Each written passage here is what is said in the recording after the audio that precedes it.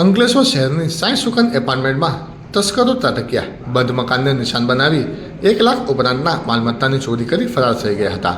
બનાવની પ્રાપ્ત વિગત અનુસાર ફરિયાદીના જણાવ્યા અનુસાર તેઓ ગત તારીખ 25/2/2024ના રોજ સવારના 10:30 વાગ્યાના અરસામાં પોતાની દીકરી શિવાનીબેન પ્રશાંતભાઈ, જેઓના સાસુ ગુજરી ગયેલ હોય, જેથી ફરિયાદી દીકરીના સાસરી ગયેલ હોય ત્યાં જ રોકાયા હતા.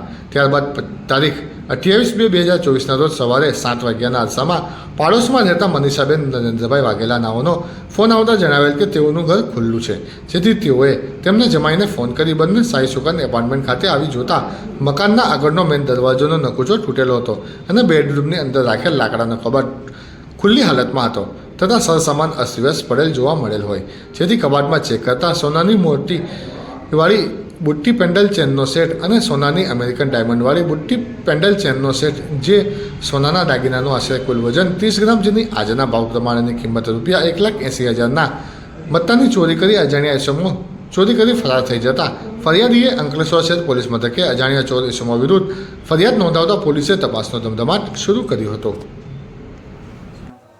મારું નામ સોનલબેન ધર્મેન્દ્રકુમાર ચોકસી છે. હું સાઈ સુકન એપાર્ટમેન્ટના 307 નંબરના ફ્લેટમાં રહું છું અને મારા ઘરમાં 28 તારીખે ચોરી થઈ છે. 1,80,000ના દાગીના સોનાના ગયા છે અને હું ત્યારે ઘરમાં હાજર નહોતી. મારા સાસુ ગુજરી ગયા છે. ત્યાં એમના ઘરે વૃંદાવન ટાઉનશીપ હાંસોટ રોડ ગયેલું. પોલીસમાં ફરિયાદ આપી છે.